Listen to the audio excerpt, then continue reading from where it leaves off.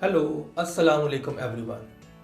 I'm Professor Kaleem, currently teaching English language, literature, and linguistics at Government Postgraduate Islamia College, Gujranwala. In this video, I'll teach you the use of an appropriate preposition.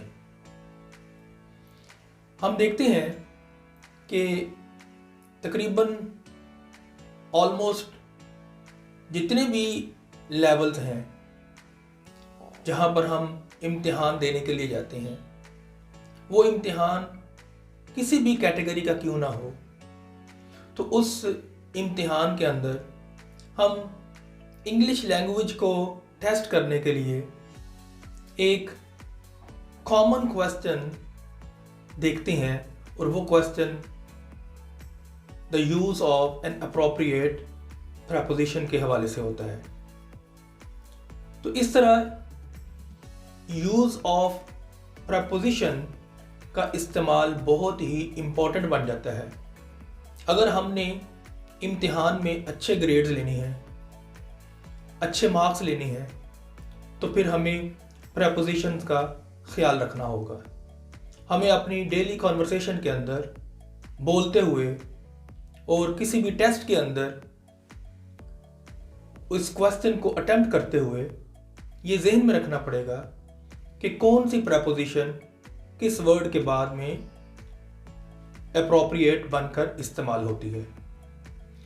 तो propositions मुख्तलिफ हैं, ये English language के अंदर काफ़ी सारी हैं और कुछ प्रपोजिशंस मुख्तलिफ वर्ड्स के बाद में इस्तेमाल होती हैं, मगर आप याद रखें कि इनको याद रखना और इनका इस्तेमाल करना ये ऐसे ही है जैसे कि आपको तकरीबन हर वर्ड के लिए एक मुनासिब जो प्रपोजिशन है उसको याद करना हो।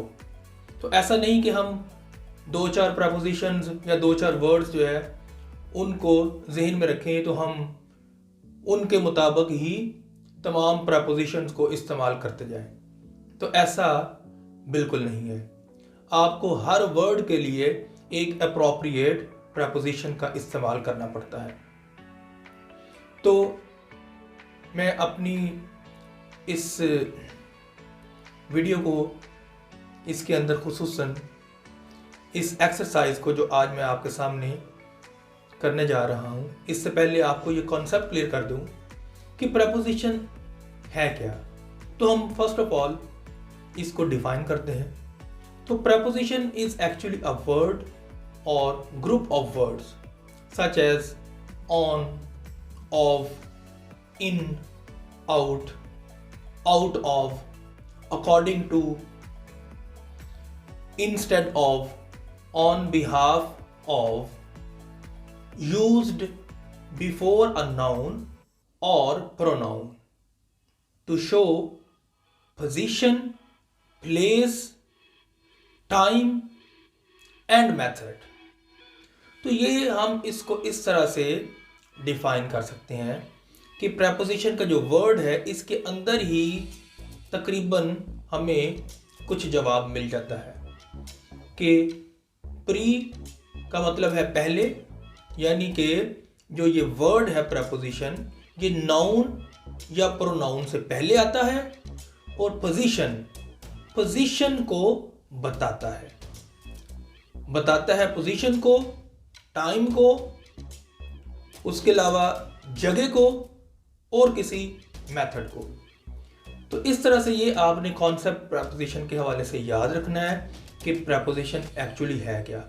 तो अब हम एक एक्सरसाइज को सॉल्व करते हैं। इसके अंदर मैंने तकरीबन 16 सेंटेंसेस लिखे हुए हैं। तो इन 16 सेंटेंसेस के अंदर आप 16 डिफरेंट वर्ड्स देखेंगे और उन वर्ड्स के बाद में जो एक प्रॉपर या अप्रोप्रिएट प्रपोजिशन है उसका आप इस्तेमाल भी देखेंगे। तो let's start the exercise. The first sentence is he is entitled blank vote. So here after entitle we'll use the preposition to। Entitled to. Entitled to का मतलब होता है हक रखना, किसी चीज के लिए, किसी काम को करने के लिए आपको उसका एक हक दे दिया जाए, तो उस वक्त हम इंटाइटल्ड टू का इस्तेमाल करते हैं। तो ये आपने याद रखना है, इंटाइटल्ड के बाद आपने टू का इस्तेमाल किया करना है हमेशा ही। सेकंड सेंटेंस में देखें हम, you should not be ignorant blank law. तो यहां पर अब इग्नोरेंट का वर्ड है, तो इसके बाद में हमने कौन सी अप्रोप्रिएट प्रेपोजिशन का इस्तेमाल करना है, तो वो हमारे सामने ऑफ, इग्नोरेंट ऑफ। इग्नोरेंट के बाद आपने ऑफ का इस्तेमाल करना होता है। इग्नोरेंट ऑफ का मतलब है कि किसी चीज से लापरवाही बरतना, किसी चीज को इग्नोर कर देना मतलब उसको भुला देना, लापरवाही करते हुए उसको याद ना रखना। तो नेक्स्ट हमारा जो सेंटेंस है उसमें हम देखते हैं, she is proficient blank English. तो प्रोफिशिएंट के बाद हम इन की प्रेपोजिशन इस्तेमाल करते हैं। प्रोफिशिएंट इन इंग्लिश, कि वो इंग्लिश जुबान बोलने में बहुत रवानगी से बोलने की सलाहियत रखता है, मतलब उसको इंग्लिश फर आती है। नेक्स्ट है जी, he is blind blank one eye. तो यहां पर हम दोबारा से ब्लाइंड के बाद में इन की प्रेपोजिशन इस्तेमाल करेंगे कि आंख से अंधा होना। तो वो ब्लाइंड इन, आंख से अंधा है, वन आई एक आंख से। इसके बाद नेक्स्ट हमारा सेंटेंस है, लिसन ब्लैंक माई लेक्चर। तो याद रखें ये जो वर्ड है लिसन, इसके बाद हमेशा हम टू का इस्तेमाल करते हैं। तो listen to my lecture. Then comes next sentence, I propose blank deposit $56। तो प्रोपोज के बाद में हम हमेशा टू की प्रेपोजिशन इस्तेमाल करते हैं। I propose to deposit $56। Next हमारे पास जो सेंटेंस है उसमें हम देखते हैं, she was yelling blank her maid. तो यहां पर अब इस ब्लैंक में हमने येलिंग वर्ड को तवज्जो देते हुए इसके लिए एक एप्रोप्रिएट प्रेपोजिशन का इस्तेमाल करना है, और वो हमारे सामने एट आती है। येलिंग एट यानी कि चीखना, चिल्लाना। Do not boast blank your riches. तो बोस्ट का वर्ड है यहां पर, इसके लिए अब हमने एक मुनासिब प्रेपोजिशन का इस्तेमाल करना है। तो बोस्ट के बाद हम ऑफ, ओ एफ ऑफ, इसका इस्तेमाल करते हैं। तो इसका मतलब बन जाता है इतराना, शेखी बिखारना, फख्र करना, मगरूर होना। बोस्ट ऑफ, डींगे मारना। Do not boast of your riches, अपनी दौलत का गुरूर मत करो, अपनी दौलत पर शेखी मत बिखारो। तो इस तरह से हम इसको ट्रांसलेट कर सकते हैं। इसके बाद हम आगे देखते हैं, तो यहां पर हमारे पास ये नेक्स्ट सेंटेंस है 9 number, this area is notorious blank sand storms. तो यहां पर हमारे सामने जो वर्ड आया है दैट इज नोटोरियस, और इस नोटोरियस के लिए हम यूज करते हैं preposition for. Notorious for sand storms. Then comes he congratulated me blank my success. तो कॉन्ग्रेचुलेट का वर्ड है, तो इसके बाद हम ऑन प्रेपोजिशन को इस्तेमाल करते हैं। Congratulated me on my success. इसके बाद है ये can't you give blank smoking, ये एक इंट्रोगेटिव सेंटेंस है। तो इसमें हमने अब इस वर्ड को मद्देनजर रखते हुए इसके बाद एक प्रॉपर प्रपोजिशन का इस्तेमाल करना है, और वो प्रॉपर प्रपोजिशन है अप, गिव अप। ये एक give up total phrasal verb बनता है, और इसका मतलब होता है तर्क कर देना, छोड़ देना। तो यहां पर सवाल ये पूछा जा रहा है, क्या तुम तंबाकू नोशी या सिगरेट नोशी छोड़ नहीं सकते हो? तो इसके लिए हमने जो प्रपोजिशन है वो इन इस्तेमाल करना होती है। तो यहाँ ये आप ज़हन में रखें कि दर्जन के अंदर बात हो रही है कि अंडों को दर्जन में फरोख्त किया जाता है। तो लिहाजा ये सोल्ड और ये डजन, इनके हवाले से हम इनका इस्तेमाल करते हैं।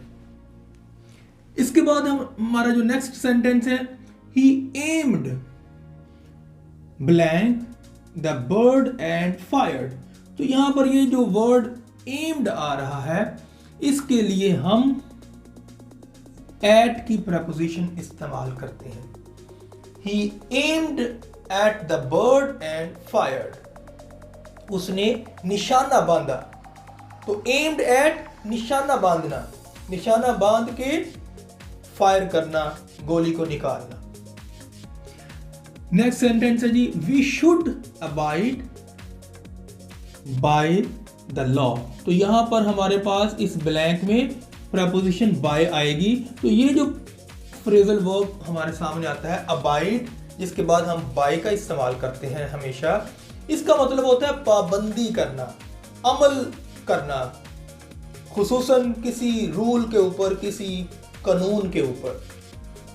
और नेक्स्ट सेंटेंस है जी, ग्लांस्ड, ही ग्लांस्ड ब्लैंक मी कैजुअली, उसने मुझे सरसरी तौर पर देखा। तो ग्लांस्ड के बाद आपने एट की प्रपोजिशन इस्तेमाल करनी है।